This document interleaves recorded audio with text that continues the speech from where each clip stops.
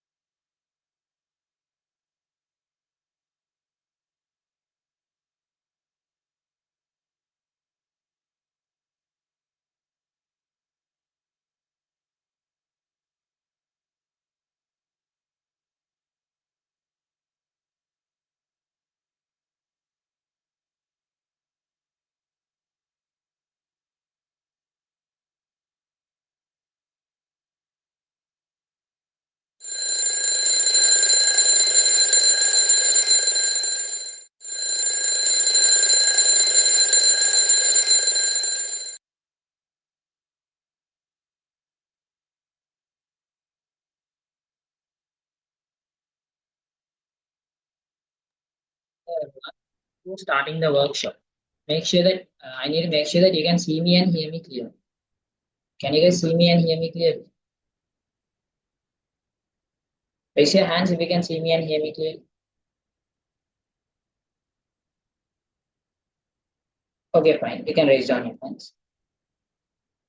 So give me 1 minute.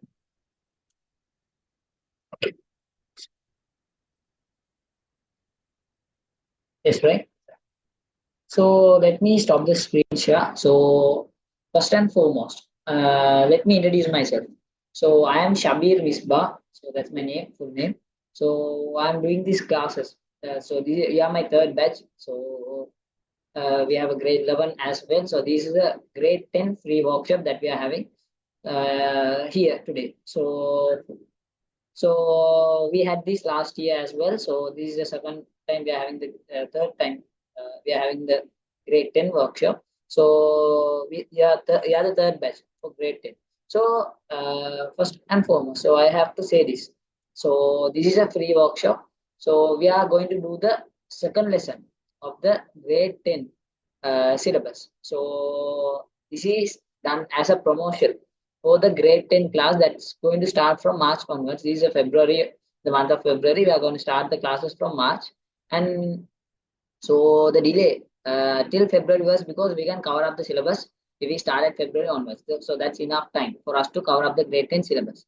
So that's the reason that we had a small delay. So that's the reason we didn't start the classes from January. So before starting itself, I have to make this clear. So I'm going to teach you, or you are safe to understand something, right? So I'm going to teach you something, you need to understand that. So if you understand that whatever I teach you, I need the response from you. So the reason is most probably you are not going to turn on your video. So mostly you are not going to turn on your audio as well. That happens most. So in that case, I need you to at least drop me a message if you understand. So you can use the letter capital U or just U for understanding, and you can use N if you didn't understand. So I'll ask you questions. So whether you understood it or not. So if you understand, you can drop me a message U, and if you didn't, you can drop me a message N. So without furthermore introduction, so let's get to the classwork. So today I'm about to start grade 10, second unit. So this is the unit number 2. So this is your textbook, right? So this is a textbook. So I'm going to take the help of the textbook as well. I don't usually use the textbook. This is what I'm going to use. So this is a tute that I have made. So this is the whole tute for the unit number 2. So this is the tute for the whole unit. So we have around 6 pages here. So this is smaller than your tute, smaller than your textbook. Your textbook has around 36 pages. So I have made it 6 times smaller. So I have taken only the important parts. So there's not a single unimportant word here. So every important note is given here. So as a result of having the classes, so I'm going to start the grade 10 classes on March. So I'm not going to do this lesson for the grade 10 batch again. So this will be done through the free workshop. So I'm not going to do this again. So for that reason, you have to write down the notes. So mostly this is most of the students who join the workshop, they continue with the classes. So that happens most.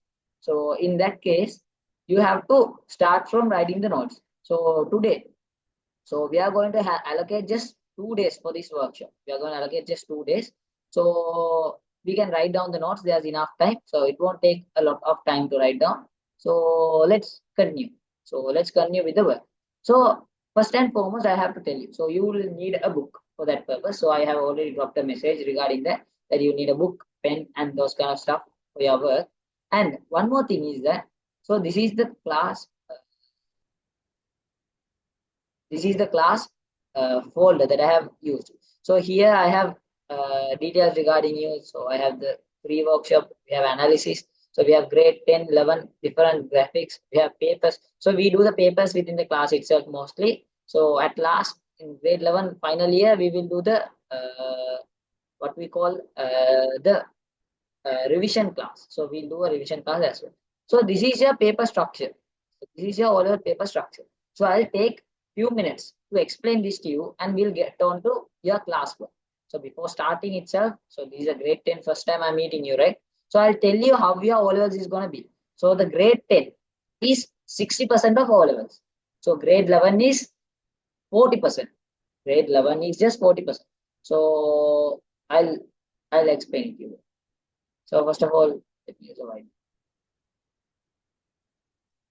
So let me pin them. Okay, fine. So if this is your O-levels, you can separate it into two parts. One, you can separate it into like one, grade 10 and grade 11. So grade 10 and grade 11. So if you separate this into grade 10 and 11, what happens is in here is what you learn throughout these 2 years. These like 2 years, right? Grade 10 and 11 is like 2 years. So the first year is what you learn the basics. You learn the basics. But in your O-levels, they ask what? 60% from the basics. So when you come to grade 11, you study a bit more hard lessons than the grade 10. So you study the secondary part of grade 10. That's what happens. So not just, I'm not talking about only IT, I'm talking about the whole 9 subjects that you are going to face. Okay. So you learn a bit advanced part here. So here they ask you 40% from your O-level paper. So that's what happened. But the time allocation is just 1 year and 1 year for both. So in O-level IT, you have how many lessons for grade 10? You have 9 lessons. And for your grade 11, you have 6 lessons. So all 9 lessons. So the first 2 lessons are the basic lessons. So going on, we have the last 4 lessons are kind of similar. So they don't ask most, they ask questions. They ask around 20 questions, 20 marks. Questions worth of 20 marks from the last 4. They are kind of similar. They are practical lessons. So when you take the whole 9 lessons, you can cover it around 8 months is more than enough. So 8 months is more than enough. We have 9 lessons. So we'll just allocate 1 month per lesson. So that's more than enough for us to cover up the syllabus from now on. If we started the classes on March, it's more than enough to cover up the syllabus. And one thing that you have to note is you are going to learn the most lessons in grade 9. Sorry, not grade 9, grade 10. So 9 lessons from grade 10. When you come to grade 11, the whole book is like 150 pages. Okay. The whole book is 150 pages. The first lesson itself is 50 pages. If the first lesson itself is 50 pages, all other 5 lessons is like 20 page each. 20 page each. So in grade 11, the main important lesson that you learn is only the first lesson. So all others are tested in your O-levels mainly from your grade 10. So grade 10, if your foundation is weak, so just imagine like this. If you learn only grade 10 and you are going to sit your O-levels, that's the thing. If you are going to learn only grade 10 and sit your O-levels, if you know 100%, if you can get 100% marks out of what you learn from grade 10, you can get a B pass for AOLs. You can get a B pass. So you can say like B is like more than 65. So 5 marks they ask you generally. 5 marks from grade 9. 5 marks is from like grade 9 and the general IT stuff that everyone knows. That's the 5 marks where you get. Okay. The other 60 marks, if you 100% perfectly study O-level IT, O-level grade 10 IT, you can go for a B pass. So that's how important grade 10 IT is. So taking that into consideration, make sure to do what? Make sure to take it serious. Your grade 10 studies, make sure to take it serious. So I'm not going to take much time explaining the paper structure as most of you guys already know that. So let me explain. So there are 3 types of questions. There are what? 3 types of questions. One is going to be the MCQs and the other is a compulsory question and the essay type questions. So what is inside the brackets here? What's inside the brackets? So you have 40 MCQ. How many MCQs you have? 40. That's the result. You know that now. By now, as grade 10 students, you know that. There are 40 MCQs. There's a compulsory question. And there are 4 essay type questions that you have to answer. So out of 6 essay types, there are 6 essay types. You have to answer 4 out of them. You can answer 4. You can select an answer. So you can leave 2 questions from the question, essay type question. So if you are continuing with my classes till the grade 11, so I'll tell you what to leave, what to learn, what's better to leave. I'll tell you those stuff. So okay, let's go for the time allocation. So let's look at the time allocation. So the time allocation goes like this. The total paper is 3 hours. The part 1 or the MCQ paper, we call it the MCQ. The MCQ paper. So you get 1 hour to answer 40 questions. So that's how it works. So part 1 is done. Next, you get 2 hours for your part 2. Okay, that's it. Easy. You get 2 hours for your part 2. That's it. There's nothing much, sir. These are not hard things. These are not hard stuff. Just explanation. Just telling you the time. Just maybe you can already know them. So I just remind you. That's it. So this is the MCQ structure hardness. This is something you don't know. Okay, I'll tell this to you. So what the examiner does is, so you can separate this into like this. MCQ structure hardness. So this is like this, we can call this the hardness, and this is the type. No, this is a question. If this is the question and this is the hardness, this is a hardness. This axis represents the hardness, and this axis represents the questions. So when looking like that, when taking that into consideration, what happens is the question number 1, we can divide this into 3, right? You can like see 3 divisions. So this is like going up, this is like going straight, and this is again going up. Okay. So if you start from here, the first 10 questions. So it starts from 0, right? You know them. So this is not math. This is not a math class. So every graph starts from usually 0. So when we take this down like this, so here is the question number 10. So 0 to 10. 0 to 10, if you put the maximum hardness level to 100, if the maximum hardness level is like 100, if the maximum hardness is 100, the question 0 to 10 is like how much hard? 50% hard. The question what? 0 to 10 is 50% hard. It means it goes from 0 to 10. It's like in between 0 to 10. It's like the whole part in between this. So from question 0 to 10, what you have to do is what? You should answer the question fast. Why? If they have 1 hour, how much hour do you have in total? 1 hour for the whole 40 MCQs. So there's a wrong understanding among you. What? If there's 1 hour for what? 40 questions, you can use how much time for one question? You think like what? There are 60 minutes in an hour. So I can use like 1.2 minutes. It is close to 1.2 minutes, maybe 1.5 minutes for one question.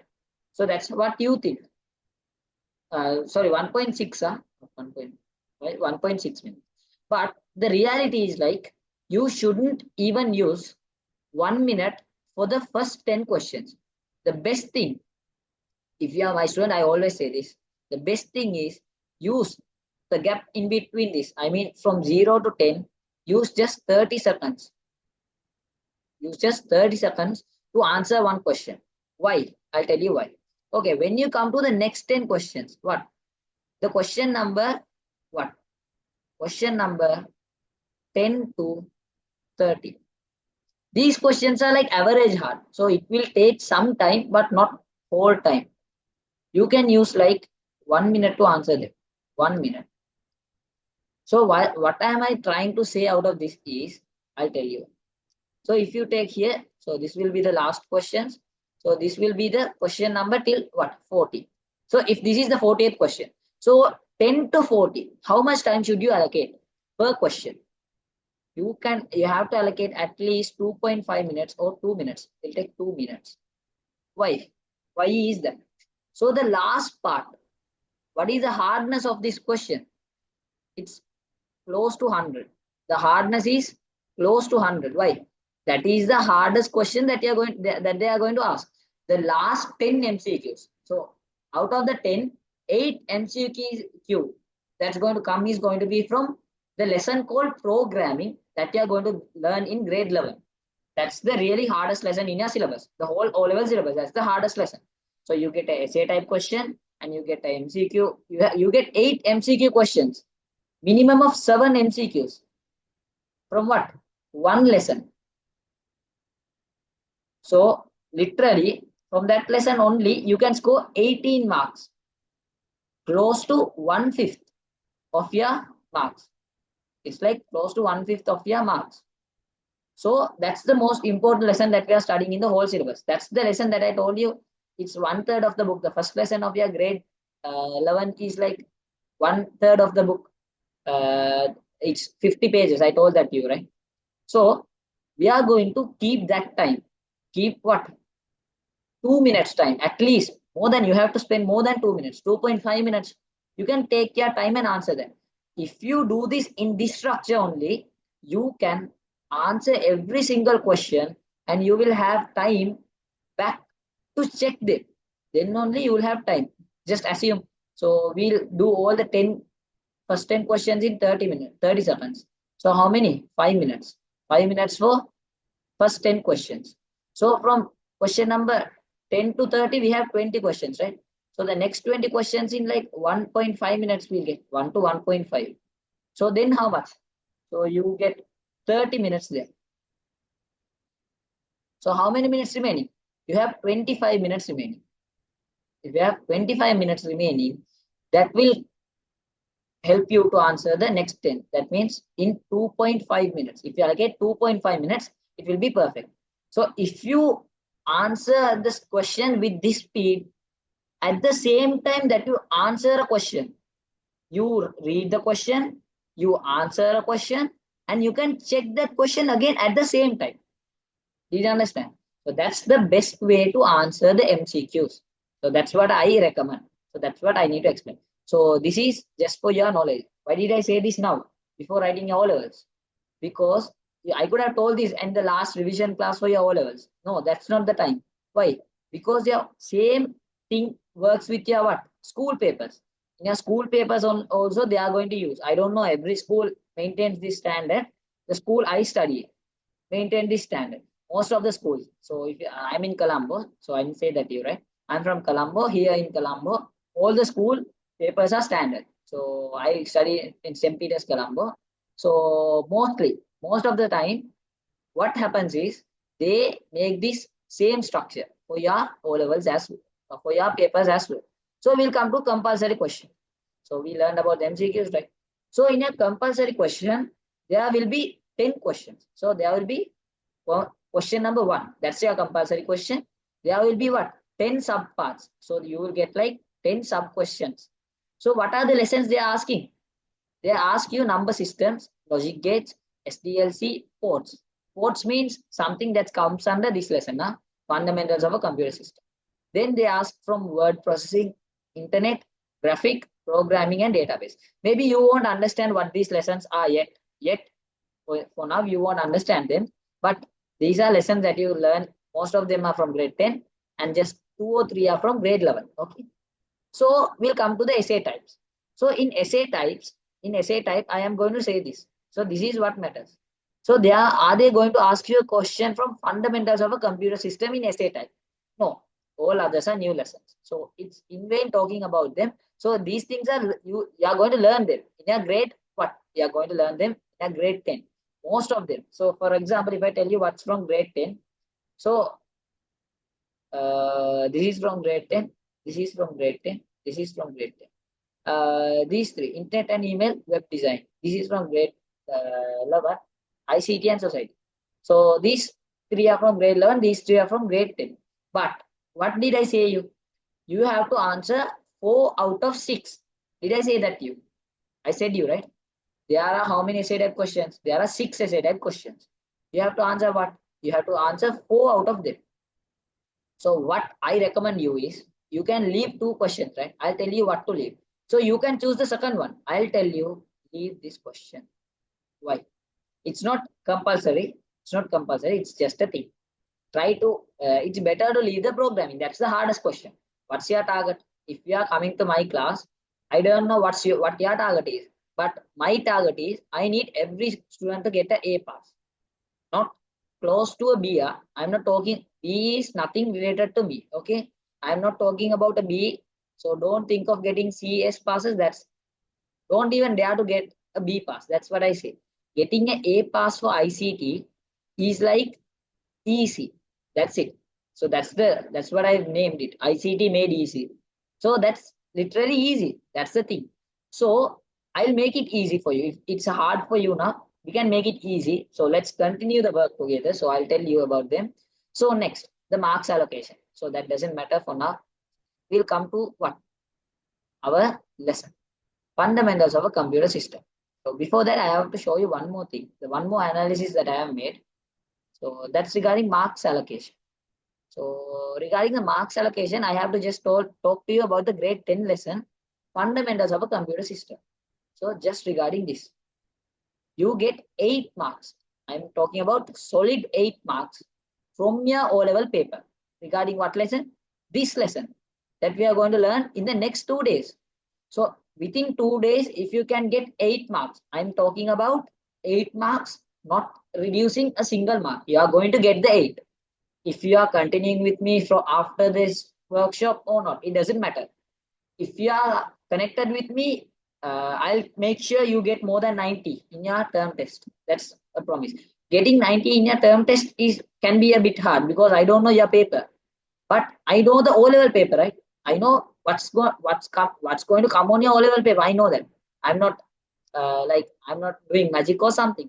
I'm trying to tell you, if you follow the last 10-year O-level paper structure, I can predict the 11 month, right? So for example, now look at the, I don't know whether everyone watches cricket. So if you talk about IPL, that's a Premier League. That's just think of that. That's a tournament. So mostly there are two teams, CSK and MI. So 50% you can allocate that they win. So likewise, same theory. By looking at the last 10-year paper, 80% I can guarantee what? This is going to come on your O-levels. So the next 20% is in the paper marker's hand. So I can't promise you. So I won't promise you as well, but I know. However, there's a structure in your O-level. So I can break it up. So we have more time for that. So make sure to listen carefully and we'll be doing the paper questions. So I have taken the questions from the last 10 years. So here we have the questions. I'll show you. So I have separately taken the questions that has been tested from this lesson, fundamentals of a computer system. So we'll be doing that today, not today, the next class. So before having a furthermore delay, shall we get into the classwork? Okay, fine. Fundamentals of a computer system. So we are going to talk about computer. So that's what we call ICT, right? So ICT is like, so okay, before starting, did you understand everything that I taught you till now? I mean, if you did, drop me a message you. So I didn't teach you nothing serious. I taught you the structure and all those stuff. Drop me a message. So I need everyone to be attentive. So then only the class is interesting for me as well. To continue with the class. That's so the class will end at 9 o'clock. Huh? So if you, it's your wish. If you want, you can type like understood the whole thing. Or if you want, you can just drop a U. A full capital U means understood. That's how my class works. So if you didn't understand, you will be like, you can drop a N. That's it. Okay. Fine. Fundamentals of a computer system. So we are going to learn regarding the features of a computer, shall we? So one feature of a computer is speed. Another is accuracy. Then efficiency, versatility, storage, and retrieving. Okay, I'll teach them one by one. So shall we come to speed? So when we talk about features of something, okay, for example, now to do this class, I'm having 3 devices around me. So I have 2 laptops and a mobile and a camera. So that's what I'm using to do this class.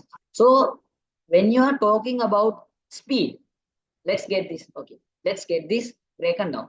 The speed of the computer can be measured in many ways. For example, the speed of mine. So my speed in teaching. So if I can cover half of this lesson within how many hours? For you to understand, I can use 2 hours. Maybe someone takes 10 hours to explain this. Who's faster? I am faster, right, than him. So similarly, the speed of the computer can be compared between two computers. So for example, my mobile phone is slower than my laptop. Why?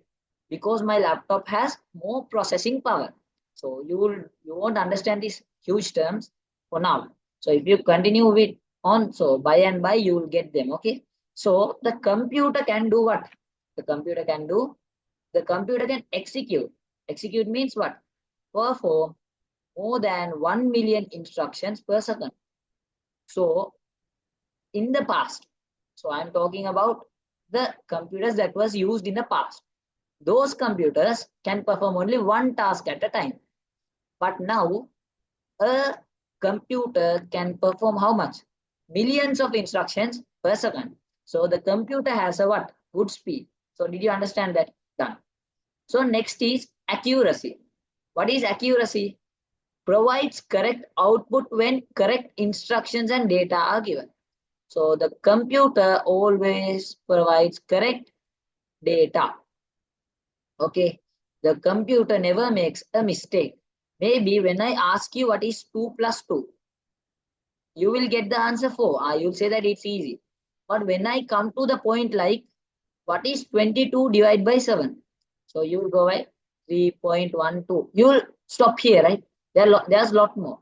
But if I ask the computer that question, okay, if I ask the computer, you will see the computer speed and what? Its accuracy. So 22 divided by 7 is equal to 14 here. See, I made a mistake. See, I told you 3.12, but the correct answer is what? 3.14285714285714 So can I find the answer for this in this far? Can I answer it within seconds? No, the computer can, right? So the computer has a good speed and the computer is accurate. Computer is accurate. So if I ask is 2 plus 2, what is 2 plus 2? Can the computer go wrong? No, it knows the answer 4. It knows what the answer is. Likewise, the computer can never go wrong. The computer is always accurate. So that's a what? Feature of a computer. Next is efficient. What is efficient? Can work around the clock without getting tired. Around the clock means what? 24 into 7. So that's a new term. Huh? So the computer can work 24 into 7. What means 24 into 7? It can work all time without getting tired. So for now, by now, so I'm using the computer for around 1 hour uh, in total. So will the computer say like I'm working for an hour, I'm feeling a bit tired. Shall I start the work after having a 5 minutes break? So maybe I can ask the excuse. What? I'm teaching to you for so long. I'm feeling a bit exhausted or I'm feeling a bit tired. So can I have a break? I can ask that because why? I'm a human. But the computer will never do that because the computer has the feature called efficiency. That's it. These are simple things. No need to worry. Okay, that's it. Okay, next is versatility. What is versatility? Computer can perform many tasks simultaneously. For example, I'll show you a perfect example. So here I'm going to turn on a timer for what? I'm going to turn on a timer what? For 2 minutes. So for 1 minute. Okay. I'll start the timer. The timer is going down. Okay. It's going down. It's reducing from 1 by 1. So at the same time, what am I doing is I'm going to the calculator and I'm going to press what? I'm going to search for something. I'm going to search for 2 squared. What is 2 squared? 2 squared is 4, right? Squared is, again, if you square it, it becomes 16. Again, 256. Again, 65,500. So I'm doing 2 tasks at a time, but the timer is also running. The computer is also working. Yeah, simply the computer can do multiple things. I mean, what? It can do many things at the same time. Did the timer stop when I do any other work? No. If this was a single task computer, so there are lots of kinds of computers. I'll tell you what they are later. So related to this, according to this, so the computer that we are using, the computer is versatile. It's versatile. It can perform many tasks at the same time. Next thing that we are going to learn regarding a computer is regarding its storing and retrieving. Okay. So the computer can what? Store large amounts of data and information in small unit and retrieve them easily and quickly. Retrieving means what? You know the term retrieving, right? If I put store something, I can get that back. For example, so I'm going to what? So I'm opening this. So everything here is something that I have stored in already. So if I open this, the word, the lesson word, yeah, from your textbook will open word processing. So likewise, I have stored this, right? That's why I can open it at as well. So I can store and what? I can store and retrieve them from the computer. That's the basic thing that we are going to learn. Okay. So you don't need to write the definitions for them. Write down features of computer in your textbook because I know that what they are going to ask. They are not going to ask the definition for your O level. Just write what they are going to ask for your O levels. That's it. Features of computer: speed, accuracy, efficiency, versatility, storage, and retrieving. So I'll give you some time. Write this down. If you have finished writing, raise your hands.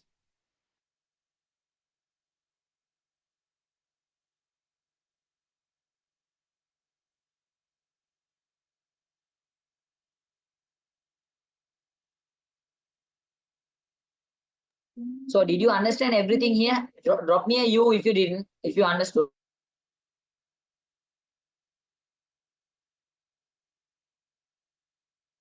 Drop me a U if you understood. Before writing, just take some time. Drop me a U if you understand. I need everyone's response. Huh?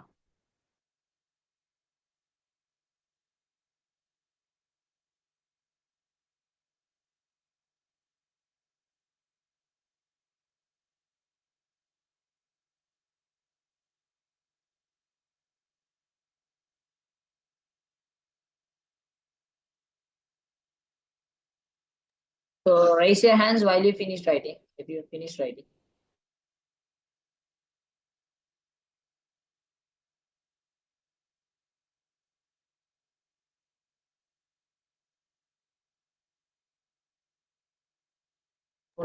So I guess one student have finished writing. So others.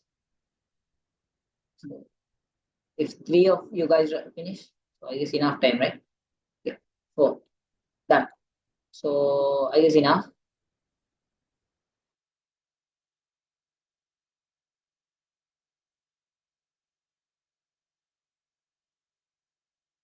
So okay, done. So enough time. So we'll go to the next part. Classification of computers. So this is a bit important part. They ask you MCQs, and from the compulsory question, they ask you questions from this.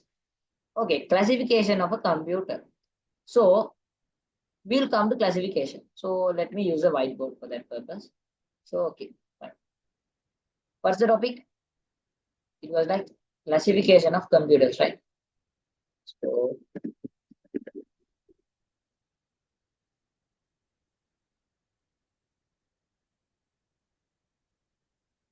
So classification of computers. So computers can be classified into mainly we can classify it into what? Two parts. So we can classify computers mainly into what? Two parts. So what are they? What are they? Give me a second. Okay, fine. So they are like according to technology and according to physical size. A computer can be classified. So everyone uses computer, right? Even your mobile phone is considered as a computer. Keep that in your mind. Huh? Even the mobile phone that you are using, it can be a laptop, it can be a tablet, I mean iPad or like those kind of things. So it can be what? Chromebooks. I don't know whether you have heard of Chromebooks.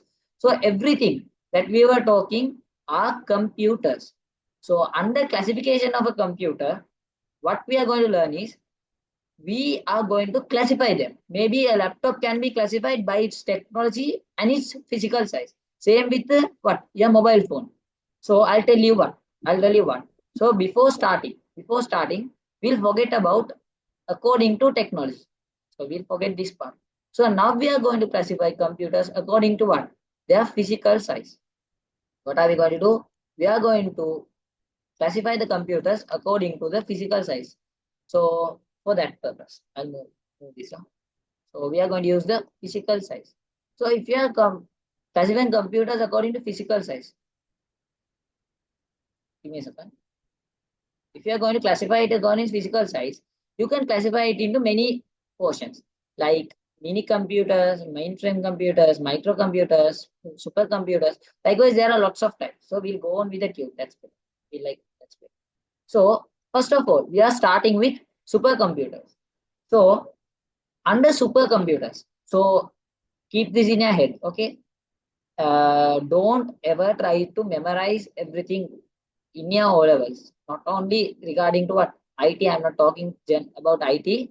If you are trying to memorize, that's not going to work.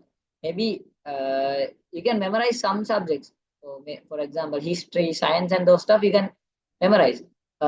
In IT, there are lots of math to work on. You have to do lots of mathematics. I mean, there are lots of things that if you take practically, if you think an answer, you can get the answer. If you memorize, you can never. For example, programming. If you so last the whole month we were doing programming for the grade 11 batch. So the from we finished the second lesson and we started the first lesson afterwards. So the last whole month we are doing programming. So there are a lot more to do as well. So for them, what I advised was not to memorize. If you start memorizing that lesson, you can never ever, because every question is different from other. So if you can understand, I'll tell you simply. If they ask you this question this year, next year they are going to ask you a different question. So if you memorize something, that's difficult. So maybe this lesson, fundamentals of a computer system, they are it's a theory lesson. So you can divide every lesson into theory or practical one. So this is a theory lesson. Maybe you can memorize this, but for that course, the reason is the first two lessons are like you can memorize and pass your exams for the first two lessons. Mostly in your schools, they do the first three lessons for the first term. So first three for the first, next three for the second, and the last three for the third term. So if you look at the first two lessons and you set up your mindset like, okay, IT is easy. I'm going to memorize everything. So if you are in a mood like that, just forget it. Change that. That's what I can advise. That's it. So if you are trying to memorize everything, your O-level syllabus is going. That's more than enough for you to make it fed up of O-levels. Even whatever you do, you'll feel fed up at the last 3 months. So if you try to memorize, that will be worse. Okay, fine. So if you have practical knowledge, so you can answer any question. That's what I had to say. So we'll come to classifying computers according to physical size. So so I have given you a bit long description for this because they ask this in your levels. Huh? So supercomputers. So let's see what supercomputers are. So before looking that, so we'll go and search what a supercomputer is. We'll look at the image. Maybe you know what supercomputer is, so I'll show you. Okay. Okay, this is what a supercomputer looks like. So is this the same computer that you have at your home? So mine does not look like this. So yours also definitely is not going to look like this. So these are computers used in what? Maybe they are used in what? NASA. NASA, you know, right? Then where else they use this? They use this in there are Apple, Google. They kind of use this. There are you know, right? There are satellite stations. They use them. Moreover, the weather forecasting ones, they use them. So to forecast the weather, you need a huge computing power because they are going to predict the weather that's going to come tomorrow. It's not easy, right? Can you tell me whether it's going to rain tomorrow or not? Can you tell me? You can never. You can never. You are not a kind of man who knows everything that's going on with the weather, right? You can just give a guess. It was sunny today. Maybe it can rain, but most probably it will be sunny. You can give that. You can give a suggestion. But what? You can't tell that, definitely it's going to rain tomorrow. No, you can't do that. You are not God or something. You are not a divine creature. So you can give a guess, but if you are having this kind of computer, you can get a correct answer. What? Whether it's going to rain or not. So that's how powerful a supercomputer is. Okay. If I ask you years ago, you will say that only God can tell me what. If you ask, even now, I don't try to break that. Even now, whatever the computer is strong, if something suddenly happens, maybe think that the sun is going to come from west this tomorrow. So it's not, it comes from east to west, right? That's what you learn in school. So if it starts from west, what happens? So everything changes. So we can't change that. So however, what is a supercomputer? It's a highly powerful computer. So it has high computing power, large in size, expensive and rare. So what are the features? It is what? Highly powerful. It is powerful than my computer, the one I am using now. And it is larger in size. Mine is smaller, right? So for example, my tablet is like this size. It's like almost around this size. This is all my tablet. So is a supercomputer the same size of my tablet? No, it is bigger than. I can promise you, a supercomputer is bigger than the room that you are studying now. So why? It must be more than 20 or 30 times more than bigger than your room. So when it comes to mine, it must be around more, maybe 30 or 40 times bigger. Okay. So, and it is expensive. Can you afford a supercomputer? Can you afford? Maybe you can't afford it. That's the truth. Yes. I don't think that Elon Musk's son or Jeff Bezos' son is studying here. I don't guess. Mostly you can't afford that. So that's that expensive. So and it's rare. It's rare. You can't see it everywhere. Okay. So used for scientific and engineering functions, solve complex mathematic problems. So that's what it is used for. So if you ask me a question like, can I listen a music from that? So in reality, you can do that. It is not designed for those stuff. Okay, so it is designed for, if you can ask me, I can watch a movie, right? Yeah, you can. Definitely you can. If something which is powerful to forecast tomorrow's weather, if I say that you can't watch a movie from that, it's foolish, right? It can. You can use that for that purpose, but you don't use that. You use that for these kind of work. So next thing is these are found in what? NASA, large scale businesses and military purpose. It's better to omit this one. Don't write this one. Large scale businesses. For example, I mentioned here, what I mentioned was Google. Okay. So no need that. Just write down this, the ones I have highlighted. First, put on the heading classification of computer. Under then write according to physical size. Next, supercomputer. So I saw lots of students join delay, had a time, took some time to join. Maybe they were late. So for them, make sure to request the recording through the number what? 077. Or else you can go through the ICT Made Easy YouTube channel. You get the recordings there. ICT. So we'll upload it at today night itself. ICT Made Easy.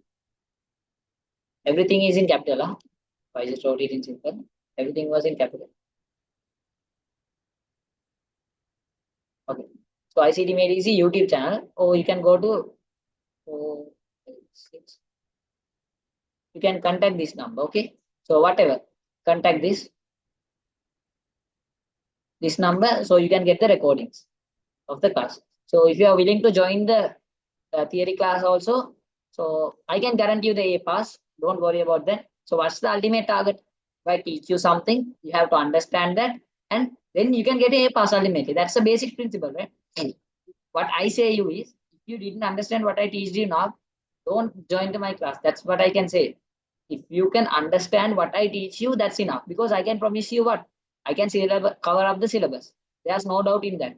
So if you understood, just join the class. That's it. So if you are willing to join, make sure to drop a message to this number. Or else now also you can drop me a message. I'll tell you what to do next. You can drop me a message now. So raise your hands if you finish writing.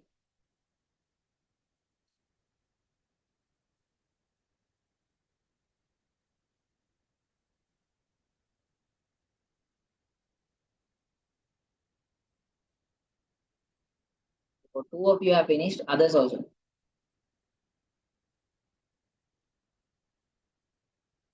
So take your time and write it neatly. I'll give you 1 more minute.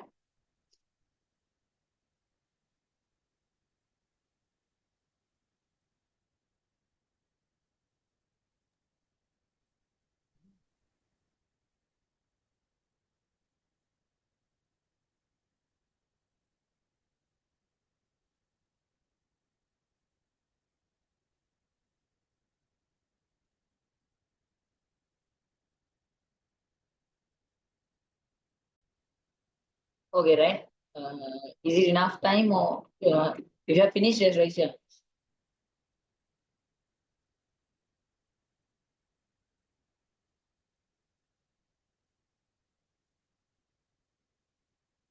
Others tell me. So I guess enough time, right? So now you can write down the same thing. So not going to make any changes. So you can write down until I explain the next one. So here while explaining the other, so the main ones are like supercomputer, mainframe computer, mini computer, microcomputer. That's it. That's all we have. So while explaining each of them, what I do is I go to what? I compare both of them. Okay. So what I do is, yeah, shall give me some time and maybe it's better to show. So you can raise down your hands now. So while explaining the other part, I compare it with the top, the one on the top. So while explaining mainframe computer, what I do is I compare it with what? Supercomputers. When I'm explaining mainframe computer, I compare it with supercomputers. So shall we do that? So you know what a supercomputer is now. You have written the note. Everything's fine.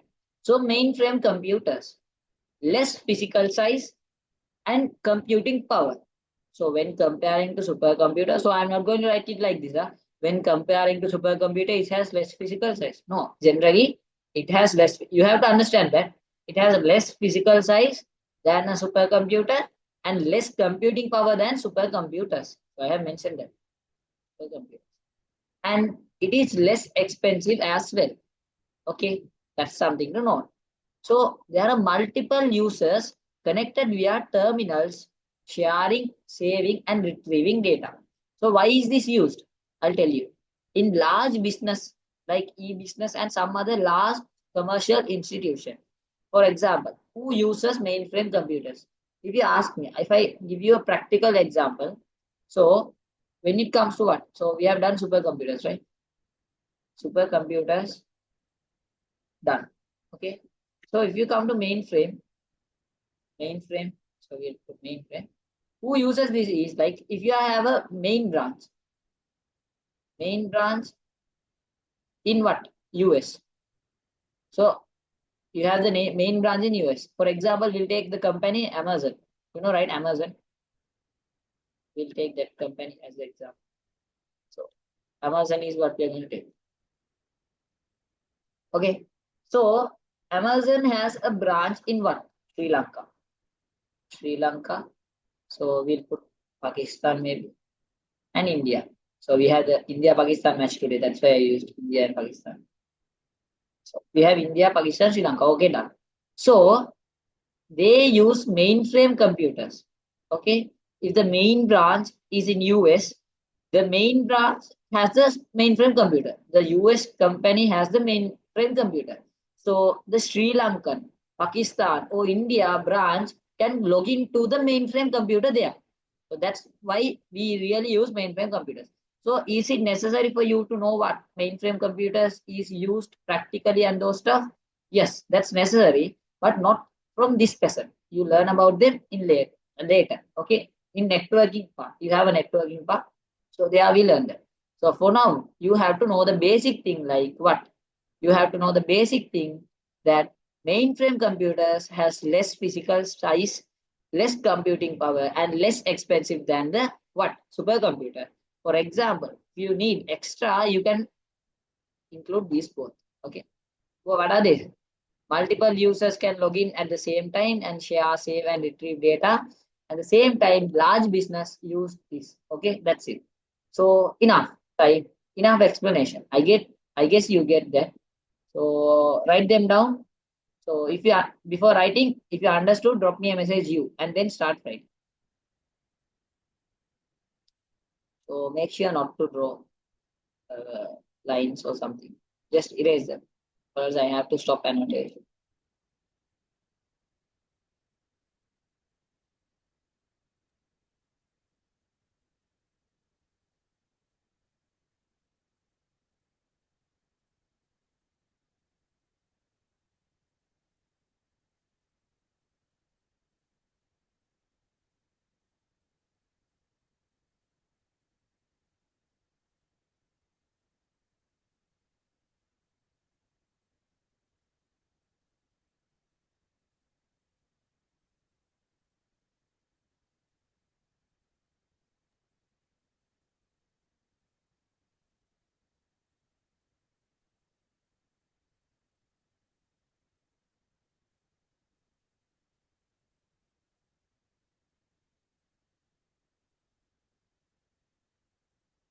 So if you have finished writing, you can raise your hands.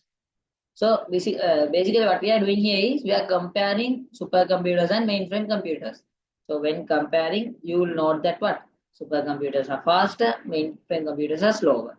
Supercomputers are larger in size, mainframe computers are smaller in size. Supercomputers are rare and expensive, while mainframe computers are common than supercomputers and are less expensive. That's it. Basic things are don't this is not rocket science. Okay, so don't make it complex. It's basic. That's it. Just don't think too much.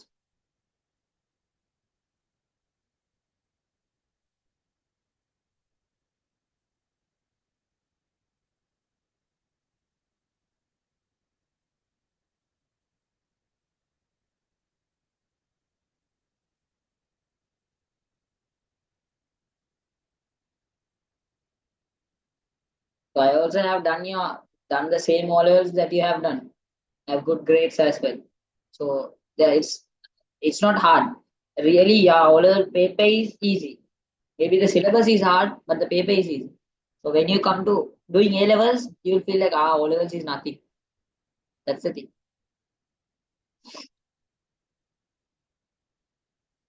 Okay. So if you have finished writing, raise your hands. So mostly in O levels, what they ask is only the first point. That's what they target on. The first point that I have given.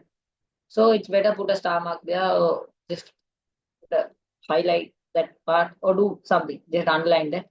So it's your note, right? That's what I always say. So this is the note that I give to you. Make sure to write the note. If you feel like this is more important than that, if you have something like that, you make sure to underline that or highlight that. It's your wish, right? It's your note, it's your thing. You can take your time and do that. It's better to do that. That helps you.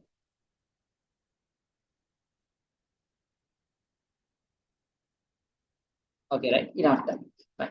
So shall we go on to the next part? If anyone didn't write down, tell me. Yeah, can help you with it. So next, we are learning about mini computers. Mini computers are bit more common than them. So one thing, we didn't look at an image of a what?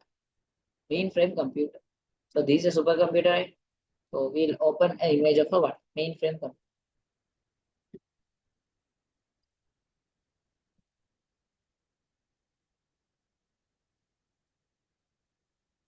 So this is a mainframe computer. So looking at the size, you'll be so this is a new mainframe computer. So while looking at that, you will feel the change.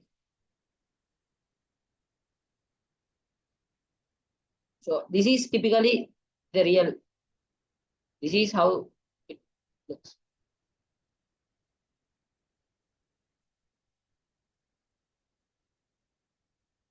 So you can see how big a supercomputer is. This is what I call a supercomputer, right? Now look at this. This is all. Now look at a supercomputer.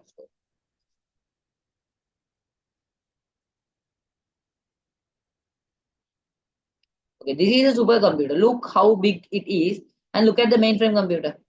Comparatively, what? It is smaller in size, right? If you want, I can take it into two sides and show you. So look now. Give me a second. So can you see the difference? Size difference. So this is how big a supercomputer is, and this is how small a mainframe computer is. Compare when comparing, both of them are larger in size. That's true. But when comparing, they are smaller. That's it. That's it. What I have to say. So shall we get to the work now? So next is what? My mini computer, right? So shall we look at the image of a mini computer now? By now itself.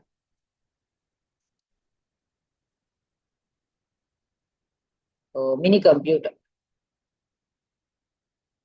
Okay. This is what a mini computer look like.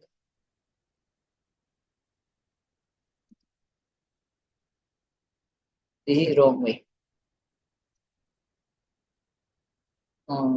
Give me a second.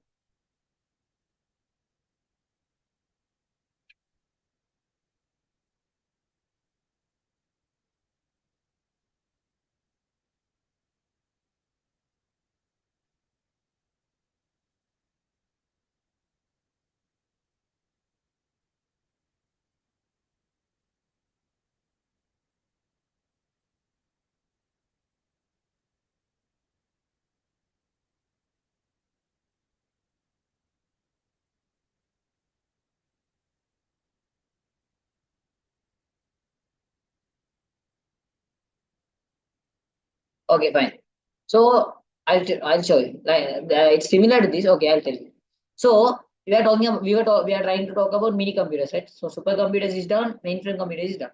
So mini computers are having lower physical size, are less powerful, less expensive than mainframe computers. Same definition. If you ask me what is supercomputer, larger in size, rare, expensive, high computing power. When you come to mainframe, you come a grade down, lower in size, lower in computing power, rare, not rare, uh, common than supercomputers, and less expensive than supercomputers. You compare everything with supercomputer. And when we come to mini computer, we compare everything with what? Mainframe computer. What do? You make it what? Lower physical size, less powerful, less expensive than what? Mainframe computers. So I'll show you a correct image. It's in your textbook. Okay, this is how a mainframe computer looks. This is how a mini computer looks. So this is the mini computer. Okay, can you see the image here?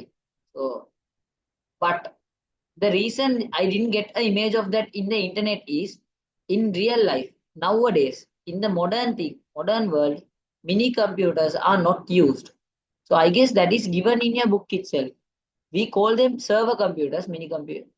Here, the word mainframe and mini are distancing from usage, and those are now called as server computers. Nowadays, the usage of mini computers is so in the past. In the past, the reason I didn't get perfect image for mini computer is what? There were two things like what? There were four things: supercomputer, mainframe computer, mini computer, microcomputer. But now there's nothing called what? Nowadays, in the real life, there's nothing called mainframe computers and mini computers.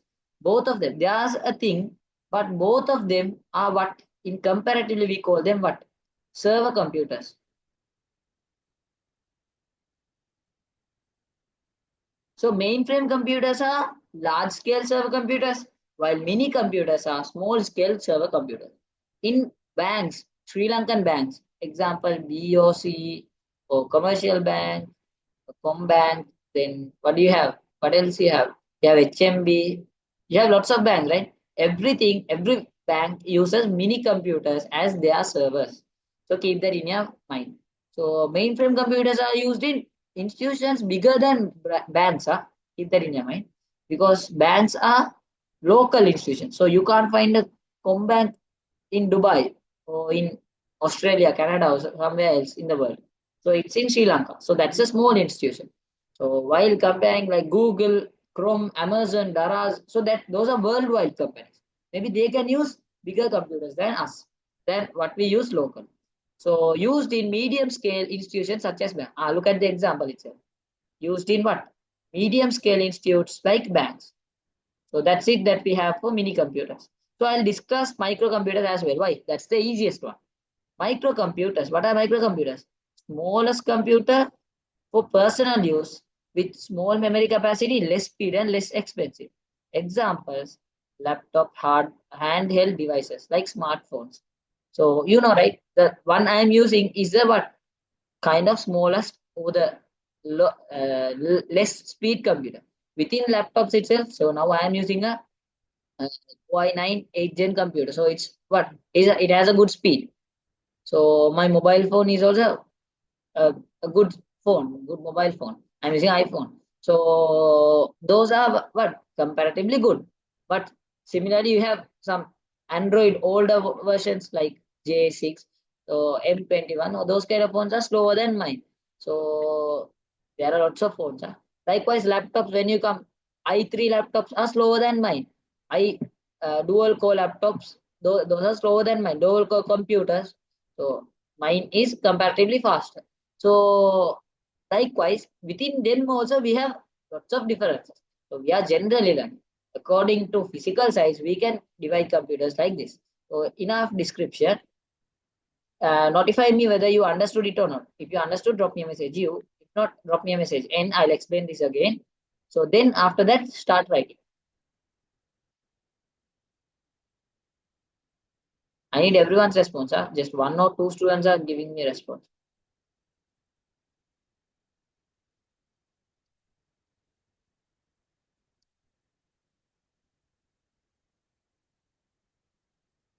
Okay, fine. Raise your hands if you finish writing. So next we are going to what? Classification of computer according to what?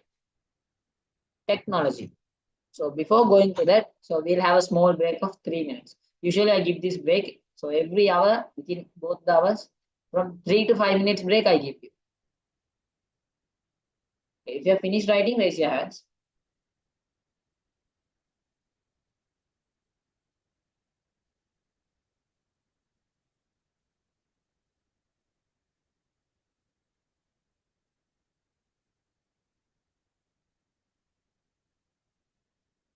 Sorry. Okay,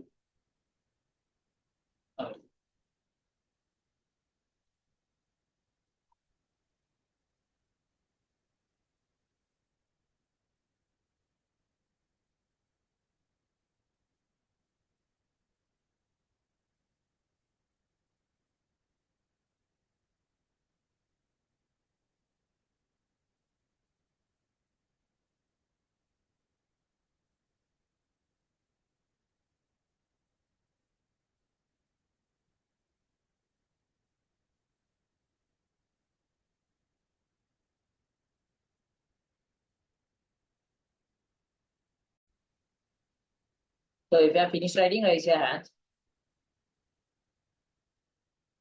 So once you have finished, just drop me a comment. So in anything that I have to improve, so you can understand. So if you understood now, it's okay. So if I need to be more slower or more faster or whatever, if you tell me any suggestions, or if I'm doing good, just drop me a message. Then යන්න අල්ලන්න අයියගේ lesson එන්න කියන්න අයියට යන්න ඉතින් අයියට කතා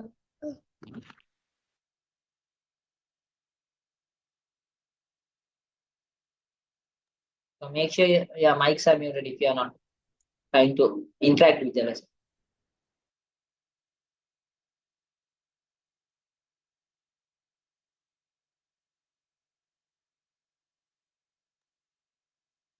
So I guess enough time. So we'll go for a break and come back. So before that, just drop me a message if I have to improve anything so that you can understand better.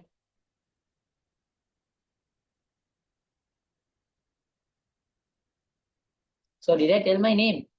I'm Shabira. I told, I guess. Yes, I told.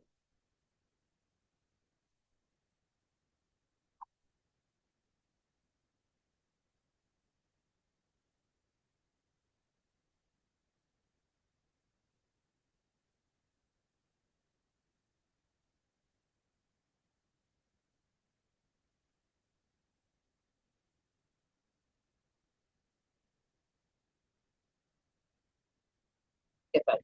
So we'll go for a break.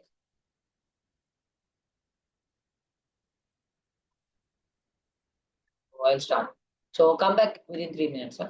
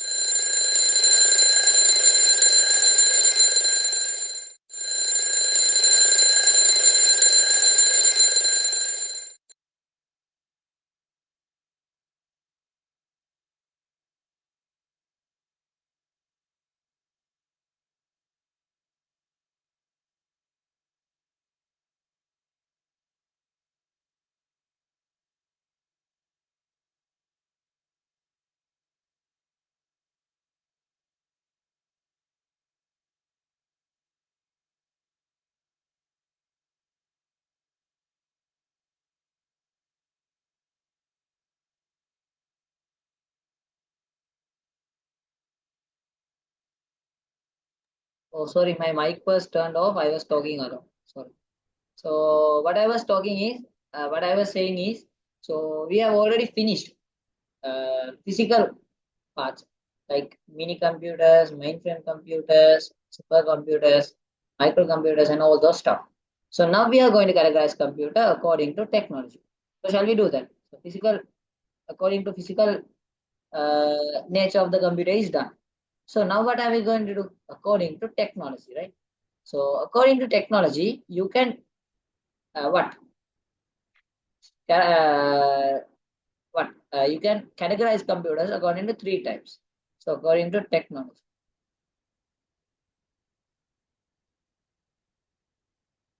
Okay, fine. So there are three types. The first one that we are going to look through is, sorry, the arrows first. So there are three types. The first one is what? Analog computers.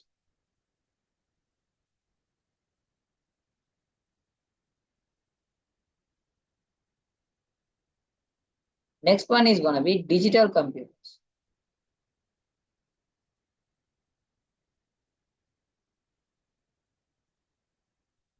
And the other is hybrid computers.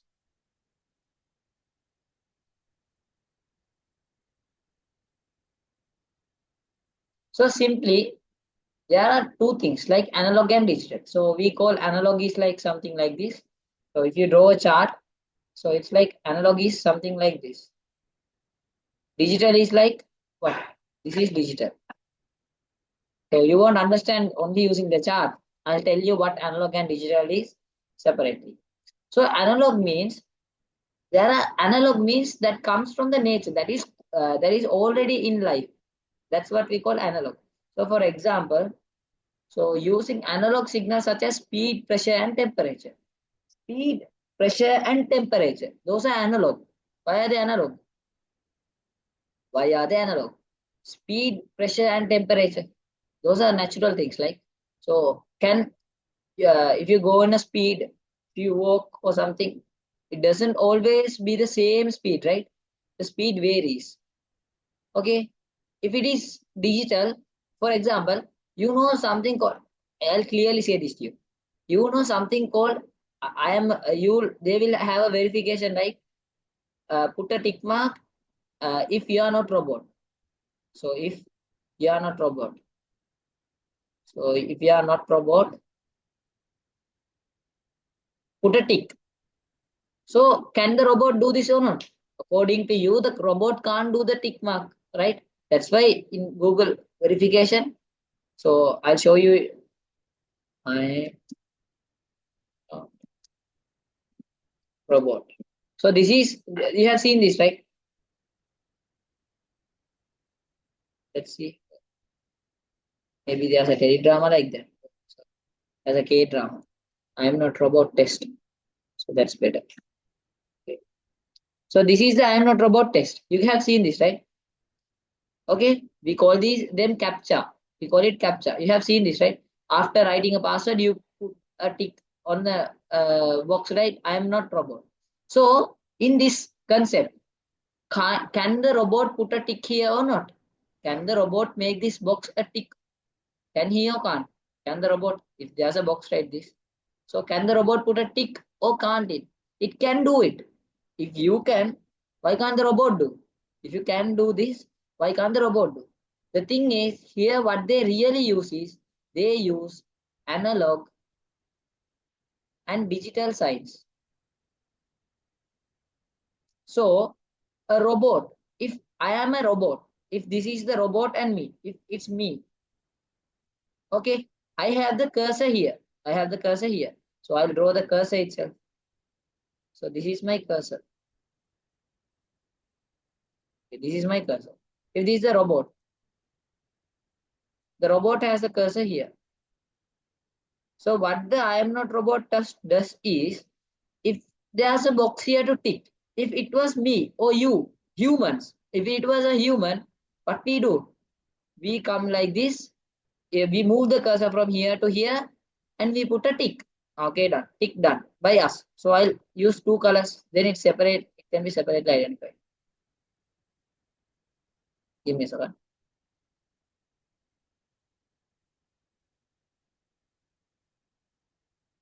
So I'll use white for us. So we are coming here. Now we are going to, sorry, you can't use white. There's a space. You can't use white. So we'll use yellow instead. So the human. So it is me. I come here. I put a tick. Okay, done. I'm going to put a tick. Done. Did I put the tick? Yes, I did. So if it was a robot, it would put the tick like this. So we need to use a different color, right? So I'll erase that. The color will be like blue. If it was a robot, it would put a like come here like this. So what is the difference you did? You saw here. If it is me, I what did I do? I had some curve. I can't draw straight lines even if I wish. If I need to draw straight lines, really, so I'll try. Okay. Is it perfect? Is it perfect? Whatever line I drew, even if I try to use a ruler or something to help. So maybe I have the mouse here. Whatever I try, I make it curve, a bit curve, even a small. So if it is a robot, it's a bot. If it's a bot, robots can't draw what? Curved lines. It can't do. That's why we use this captcha. We call it captcha. So can you see here? Recaptcha. That's why we call it captcha. So this is how they identify whether I'm a robot or not. If I'm a robot, I will use straight lines. So what is the connection between analog and digital here? If it is I am something from analog. So I am something from like analog. So I can't draw straight lines. Likewise, the speed, pressure, and temperature, those are also analog. If it is digital, what are the examples for digital? Your heartbeat, it's analog. That's why your heartbeat is like it's going like this, right? Your heartbeat, it goes like this and goes like this. This is how your heartbeat goes, right? But when it comes to what? Maybe computers, in computers, the signs, if it is one, it goes like this. The computer's digital sign is like this. If it is one, it's this. If it is zero, this. One, zero. Your heartbeat, up and up, right? You learn that in your science, okay? So that's the difference between analog and digital. So what is an analog computer then? Analog computers are like speedometers, road lamp with sensors, and meteorological machines. I'll show you images separately. So first, write down analog and digital. So no, I'll tell you what hybrid are as well. Hybrid are combination of analog and digital computers. So if you know the ECG machine, okay, I'll tell you what is analog and what is digital. What is ECG? ECG means the one which calculates the body's heartbeat. ECG is used for that. So before running a marathon and all in schools, that you know that, right? Before running a marathon, they take a ECG report. So to look at your heart rate. So the reading from the ECG is what? Analog. The reading is analog. And the way you print it out, it prints out your heartbeat. So that is in that you have a digital screen. That is digital. That's it. That's the difference between analog and digital. So in this, they usually don't ask this in your O-levels. They don't ask lots of questions. They ask you the two types of computers, analog and digital. That's it. Analog, digital, and hybrid. Knowing that is more than enough. They'll ask you just general parts. So write this down. I'll show you images of them after writing. Write the whole thing. I need to write the whole thing. Whole thing means let me draw a square maybe from here to here. Here to draw this. So raise your hands if you once you finish.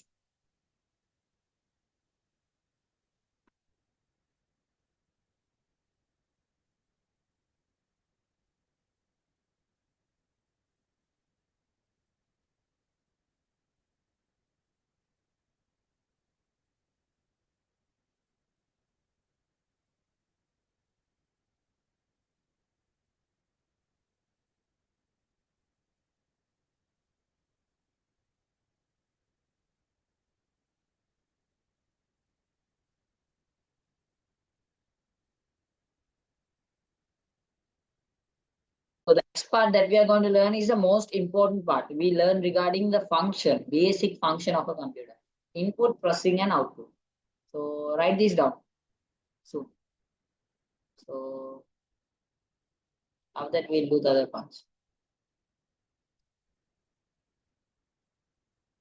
So once you finish, drop me a message. No, don't drop me a message. Show me what we call show me raise your hands.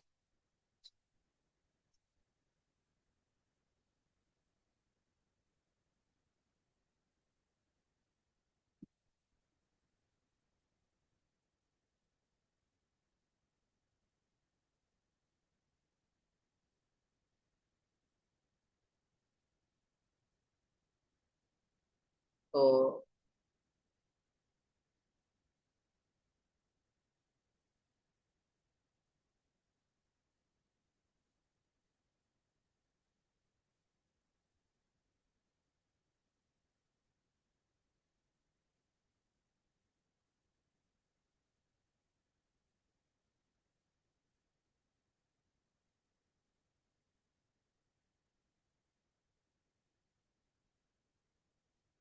okay.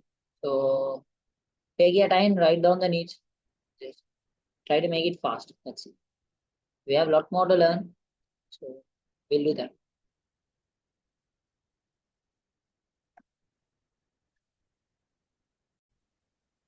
So make sure to pin my video. Then only you can see me as well.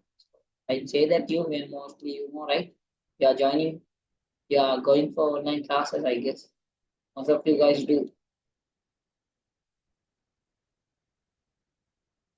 So you have to write the whole thing down.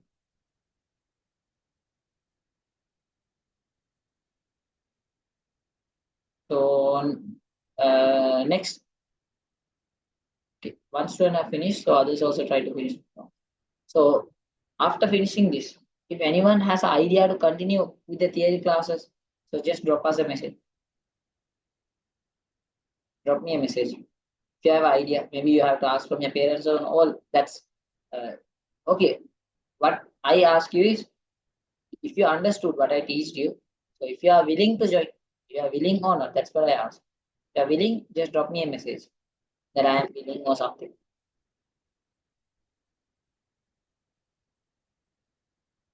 Okay. So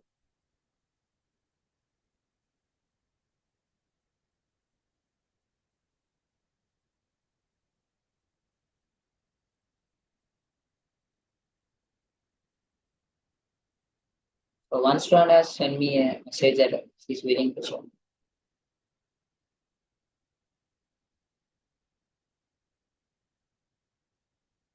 Two students have finished writing.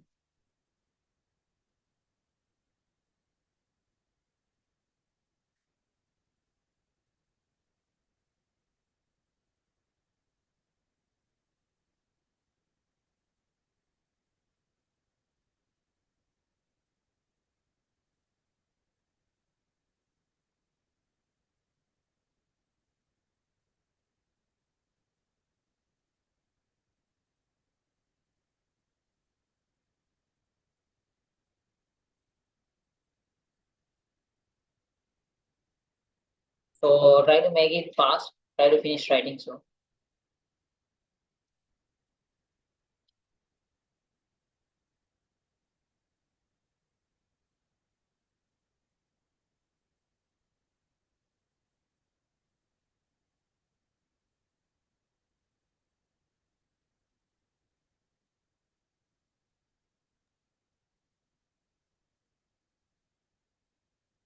Okay, right? So I'll give you just one more minute. I guess that's enough time.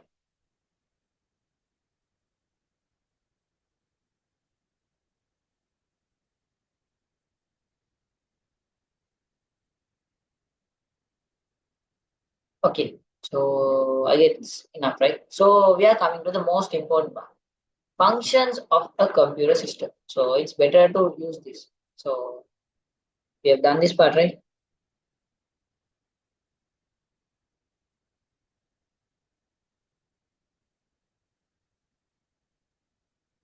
Okay, fine. So they are asking whether I'm doing seminars. So just drop me a message privately later to the number that I've given. I'll talk. So okay, fine. So what we are talking is the functionality of a computer, how the computer is going to function. So this is a very important part. This is very important. Listen carefully because this is going to be the base. That's what I said. Grade 10 is the basic for grade 11. If you are good with this programming, this is the concept of program. Like input starts, input is the first one. Then we go for a process, and what comes out is the output. So this will look easy, right?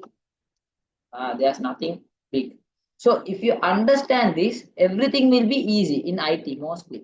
Most of the parts will in IT will be easy if you correctly understand the what input output process, what parts. If you correctly identify input output process, most of the parts will be easy. So I'll tell you what is input, what is output, what is process.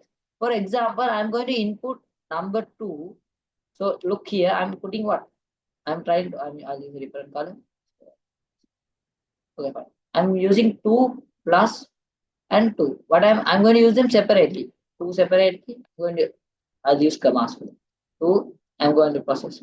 So I'm going to use operation plus and I'm going to include 2. So these are my inputs. So what is going to be the process? What is the process? I am going to add 2 plus 2. What is the output? 4. This is simple. So now maybe this is the input. Find area, okay, of a circle. This is the question. So for this, what is the input that we need? This is the question. This is a question. Question. This is a question. So what do you need? What is the input that you need? So for that you need radius. What is radius? Maybe we'll give the radius equals 7. So if the radius of a circle equals 7, what is the area of a circle? What is the equation that you use? You use 2 pi r. What? You use 2 pi r squared. If it is the area, you use 2 pi r squared. So then what is, you know what pi is? And you need to know one more information. What is pi? Maybe we'll make it easy. Not the what area. Area will make it perimeter or circumference. Perimeter is better. Okay. So for that you need pi equals 22 over 7. If I give you a question like this, maybe you don't know how to answer. This 2 into 22 over 7 into 7. This. So this will come like 44. Maybe you don't know this, but I know something that you know very properly. Forget about that example. I know you know how to make what? How to make a cup of tea or something. Just think that. So how to make a cup of tea? That's the question. How to make a cup of tea. So what's the input that we are going to bring? We need what? Water first. Without water, can you make tea? You need water. So next, what do you need? Sugar. Next, what do you need? Tea leaves or tea powder, whatever. You need that. Then what else you need? You need milk.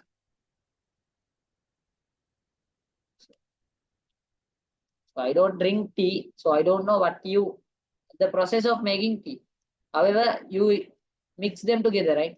Whatever. You don't mix all them together. You have to put the milk, you have to put the tea leaves, you have to boil the tea leaves. Likewise, there's a process. So what? Making tea. That's the process. So what's the output that you get? A cup of tea. Similarly, think like this. This is simply input processing output. Don't make it complicated. But make sure you have to understand the basic concept. See, I took them separately, like water, sugar, tea, and milk. They are 4 separate things. Likewise, if someone asks you, you have to tell me separately how to make 2 plus 2. 2 plus 2 is equal to 4. Separate them into input, process, and output. One student writes, input is 2 plus 2. Process is also 2 plus 2. What is the output? 4. That is wrong. Input is not 2 plus 2. Input is what? 2 separately, plus separately, and another 2 separately. Similarly, if you are making what? Tea, you don't mix everything together. You separately put water, you separately put sugar. So inputs should be separate. Likewise, the process should be the one making the connecting the inputs, and the output should be that we get out of that. For example, one more easy example is what? One more easy example is writing uh, writing a letter. Writing a letter. What do you need? You need a pen. You need an envelope. You need a stamp. You need a paper. That's enough. So what do? You write a letter. That's the process. Write a letter and put inside envelope. Paste stamp. And finally, what do? You write address.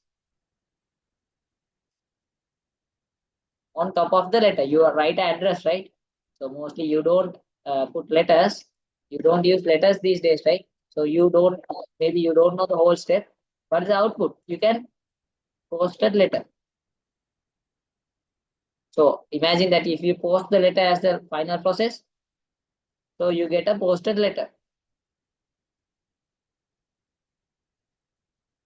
Yeah, I took these examples earlier also. Yeah. So give me a minute. Okay, fine. So we'll come back to the process. So put down the heading, functions and devices of a computer system, and write down the main function. What is the main function? Input, process, and output. That's the main function. Sorry.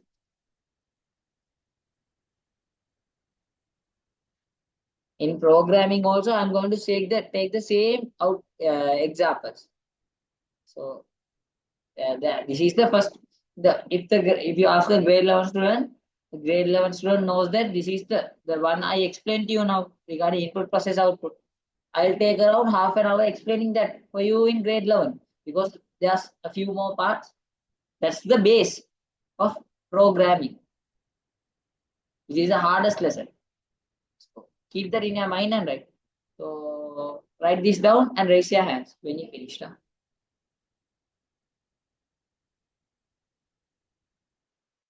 So raise your hands while you finish. If you finish, raise your hand.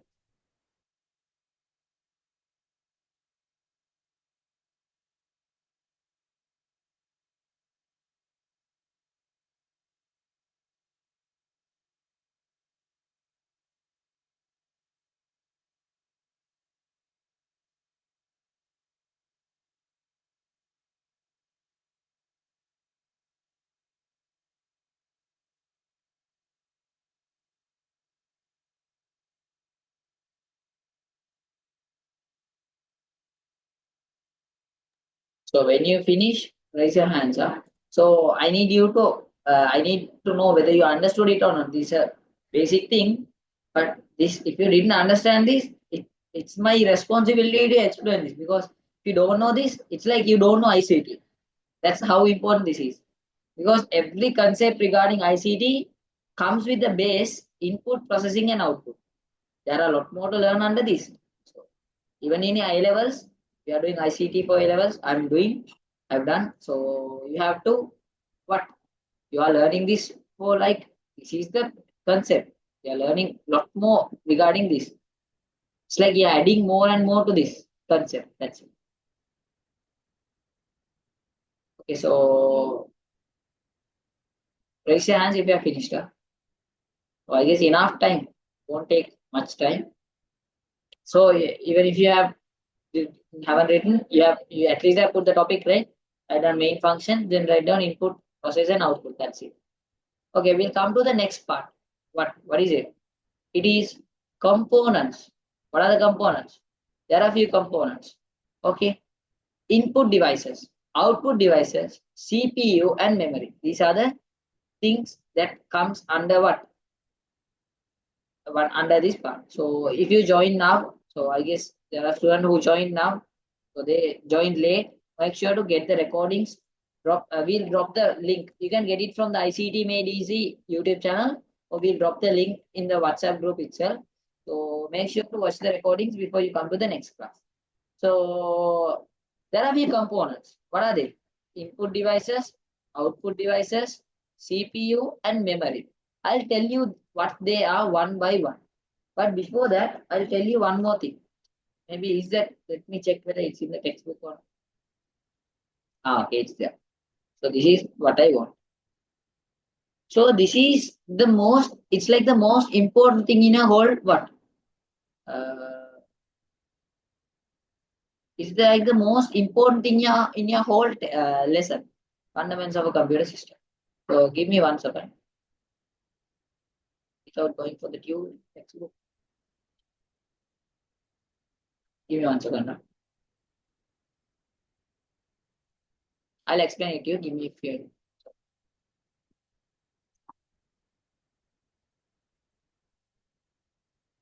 Okay, fine.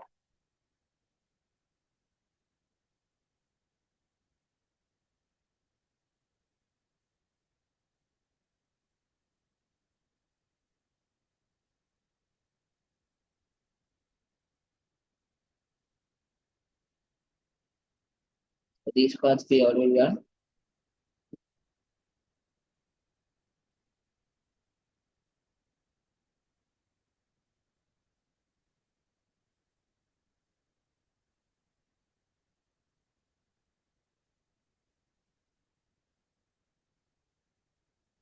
Here we have it. Oh, I don't want the tube, right? Sorry, I forgot. I want the textbook. Sorry, I made a mistake. It came from the textbook to the tube. Shit. Delete this. Give me 1 minute.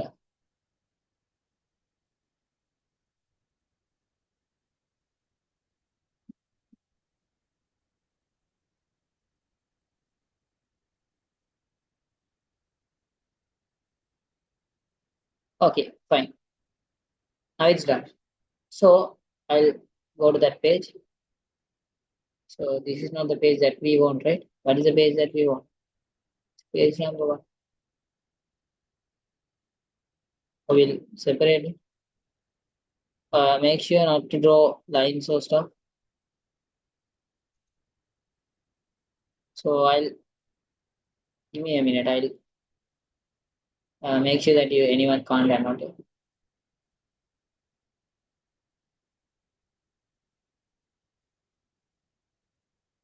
So now you can't annotate it.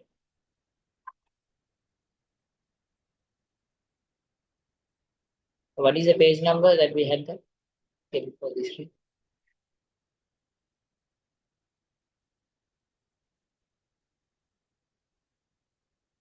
Page number 5. Okay, fine. This is the page. Got that. Done. So this is the most important part. Secondary. So this is what we are going to learn. So we are going to learn few components. So today I'm not going to explain. I'm not going to let you write the note or anything. Today I'm just going to explain you. There are few things. Today we'll write down the note. I'll start from this again. So there are few things in the computer. This is basically how your computer works. There are few things that you have to know. One is there are main elements like the first one, input devices. This is number 1. Second one is output devices. So the third one is the CPU, which is a central processing unit. The fourth one is your main memory. And the fifth one is your secondary memory. So there are like 5 main components in your computer. This is the basic way how your computer works.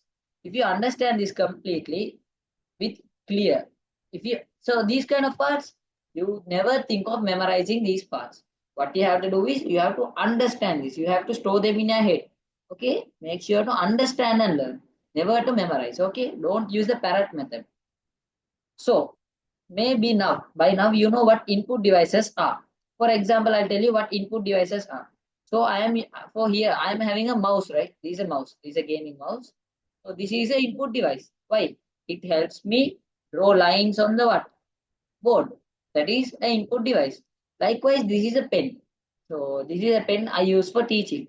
So this is also helping me to write things. So I can write neater things. So can you write like neat things? So can you draw a happy face neat like this using a mouse? So if I try the same face with the mouse, it will be like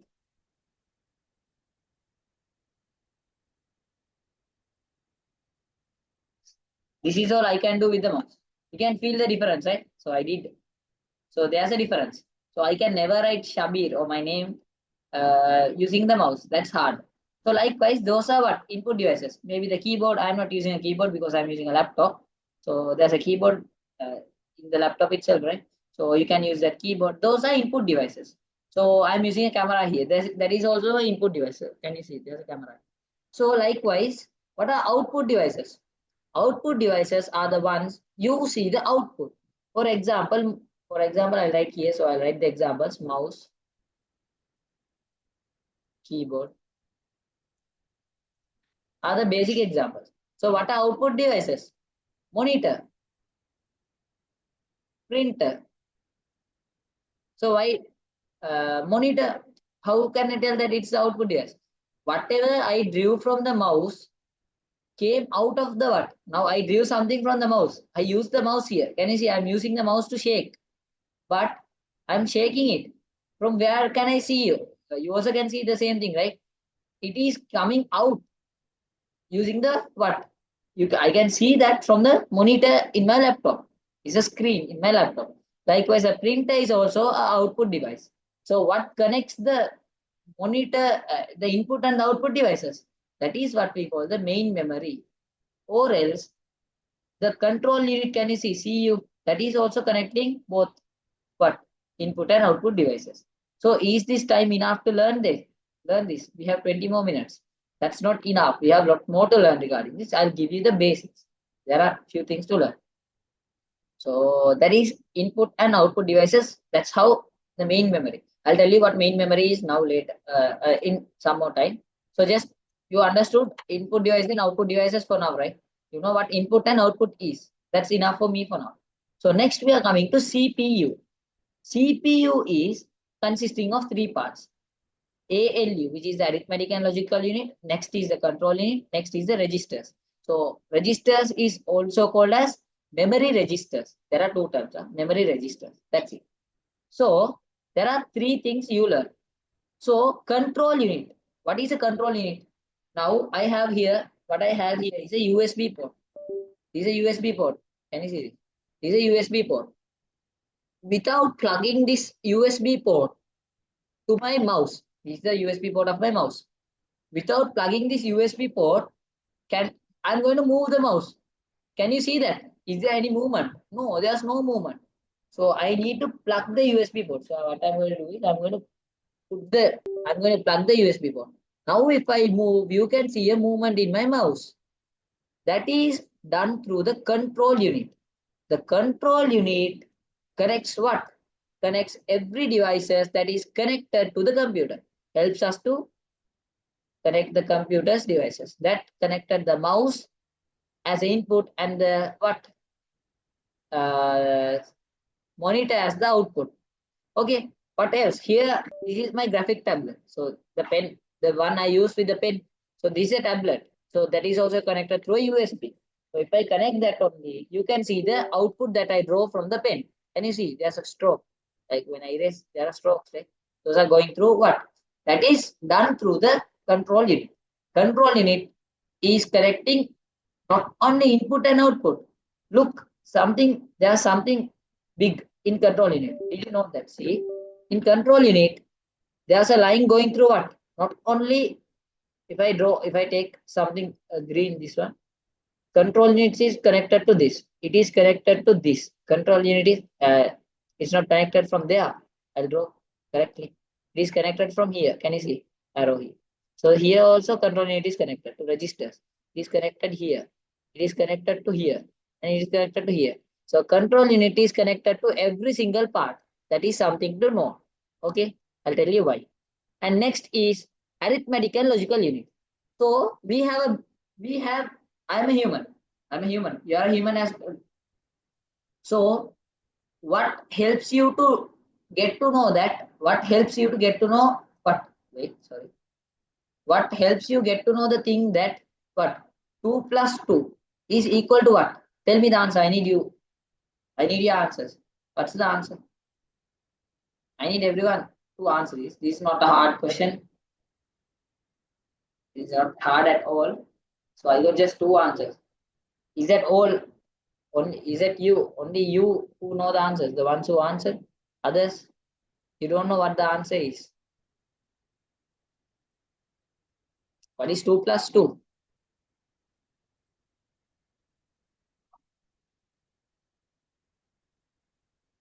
Okay, fine. So obviously what? The answer is going to be what?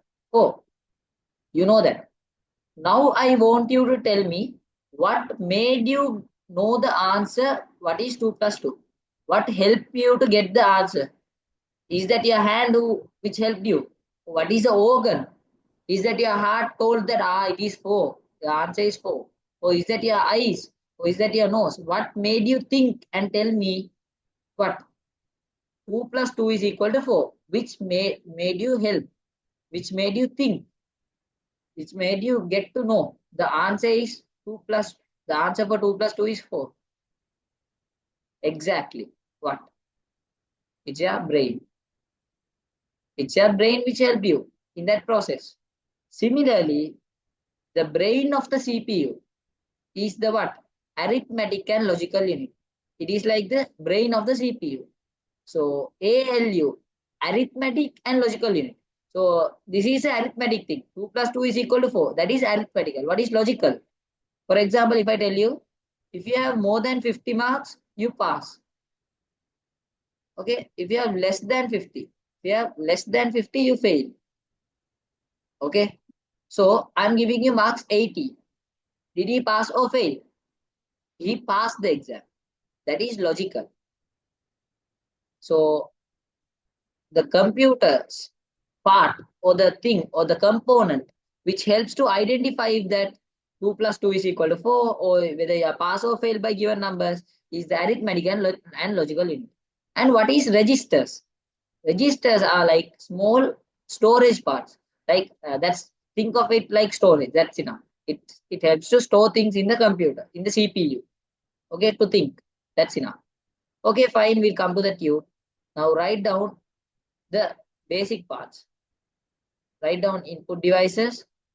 I need you to write, first of all, write down the heading components and write all of them, not a single, don't leave a single one. Then write down output devices, write all of them. And under CPU, write these three.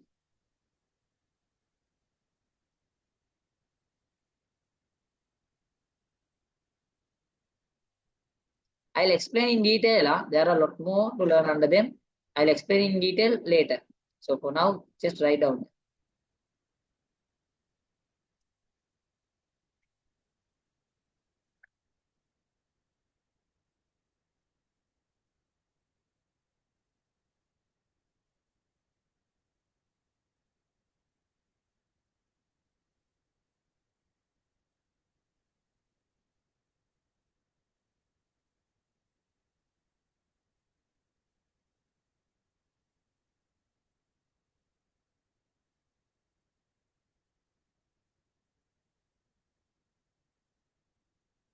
So I didn't tell you what the memory register store, what kind of data the memory register stores.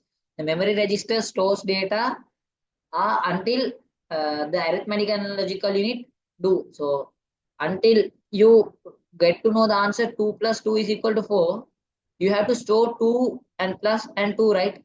And an equal sign. Then only the arithmetical unit can find the answer 4. Okay. So what helps you to store those 4 data? That is memory registers. I'll explain it in detail in the next class. You have learned regarding this. Okay. So write this down and then raise your hands. We'll write down the bottom part as well. And for today, I guess that's all that we are going to do.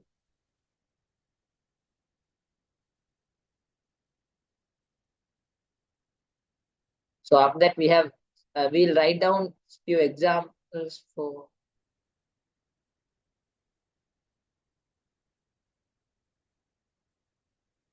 So after that, we have a small part. input devices, output devices, and central processing unit that I have explained. I have already explained that part. You have just to write down the note. So finally, under memory, what you get is there are three parts: primary memory and secondary memory. So I'll tell you what that is. That's the only part that I skipped, right? So write down CP and write down the whole thing. I'll explain that other part as well. Under memory, I'll explain.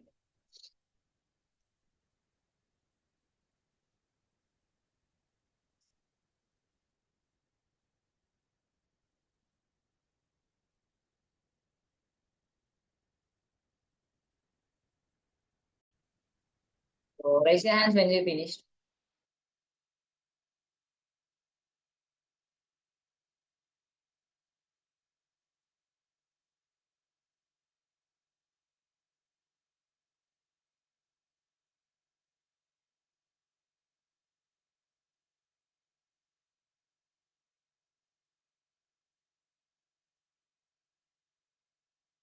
So while writing, just listen to this. So all of us, just now we have started, right? Now we are grade 10. We are still in grade 10. So you have lot more. You have lot more to learn in your O levels. So just don't only learn, have some fun, because that age won't come again, right? You don't come to grade 10 again, right? So have some fun, and at the same time don't forget to learn. So mostly I guess most of you guys are going to school. So now some students in my age and all, there's nothing called homeschooling nowadays. You have homeschooling, right? Or some I've heard few people, few students, they are homeschooling. So going to a school is better. No, mostly my school and all, I never learn. I don't learn in my school. I was the head prefect, but so you I get good marks in the exams, but I go to classes and all and I learn. But it's fun. School life never comes back again for you. It's for me, more than my grade 11 school life, my favorite part was from grade 10. So I say this every year. So the reason is in grade 10 you don't have that O-level pressure, right? You don't have that O-level pressure. You have nothing, you just make fun. Because in school you get some freedom in school because you are grade 10. You get to get into school administration work, you get into school sports meet, and those days are full of fun. These days you have sports meet, right? The grade 10. Mostly in every school, St. Peter's we had the sports meet.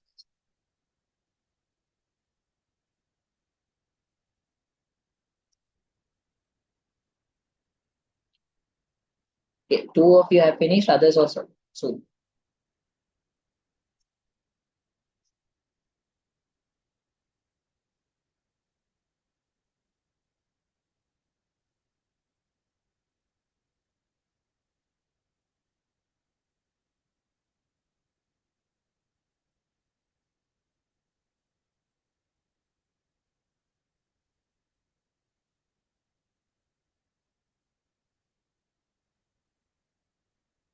Okay, fine. I guess enough time, right? So I will explain you the memory part. Okay. So there are three things. So we learned, okay, we have done with what? You know input devices now. You know what is input devices. You know what is output devices. You know what is central processing unit. So main memory is, we call it the primary memory or the main memory. It is where, so if I want to clearly tell what main memory is to you, main memory, I'll just tell you the definition for main memory or the primary memory. There are in primary memory there are two parts. The first part is the RAM, that is temporarily stores data. That's the volatile memory. And there's another part called the ROM. That's a non-volatile. It stores data like BIOS. So maybe you didn't understand whatever the one I told you. In the primary memory, just remember this part. Don't take it serious. Just in the primary memory, there are three parts. Okay. If you ask me what primary memory is, you have to tell me the RAM. There are three parts. Layan. The good. Give me one second. Make sure to mute if you are not talking something related to the class, and the RAM. So you have one more thing called the cache memory. So these are the most important parts, RAM and ROM. If you come to secondary memory, what is secondary memory? The pen drive. Secondary memory is not necessary for the functioning of a computer. For example, if the hard disk is a secondary memory, hard disk or the pen drive or magnetic tape, those kind of stuff. There are three types. Okay. I wrote RAM two times, right? RAM and ROM.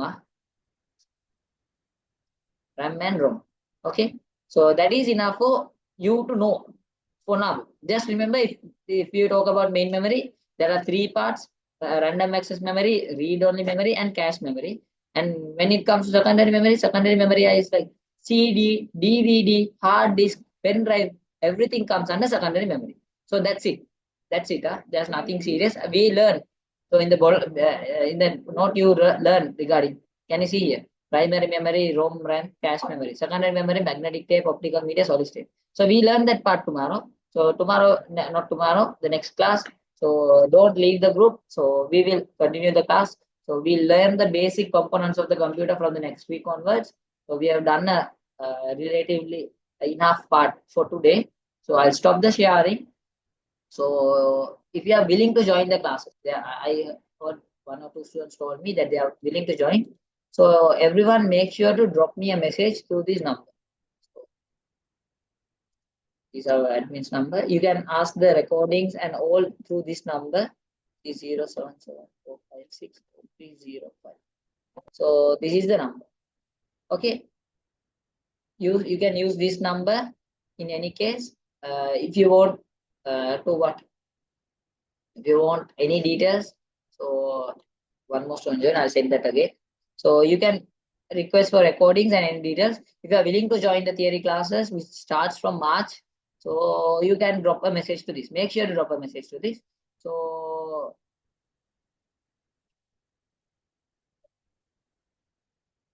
okay, so that's it.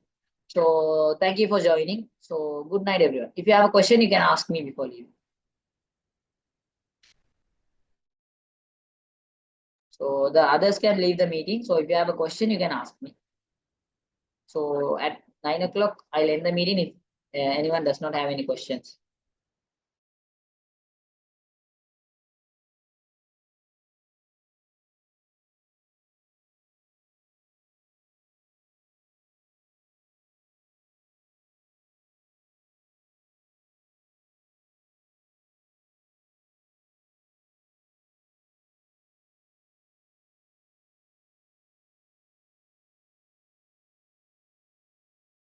So today is the first class. So if you want, you can ask the recording through the number that I gave you. So today is the first class. We'll have one or two more classes. So we'll note that we'll mention that in the group. So today is the first class. If you didn't come attend the class, you can ask the recording through this number. I'll send a number to everyone. You can contact this number in any case. So he will help you regarding everything, regarding the classwork.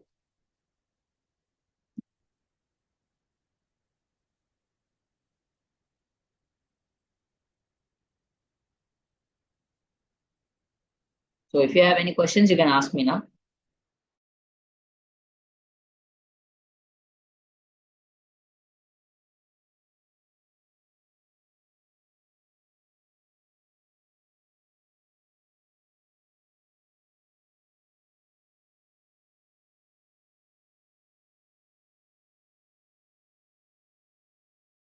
I guess there's no anyone does not have any other questions. So when you have next class, so the next class will be most probably on the coming Tuesday, I guess.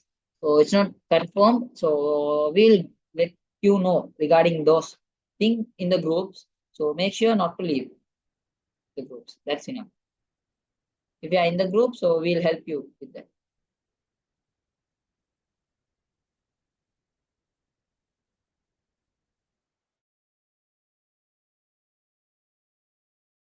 Yeah, welcome.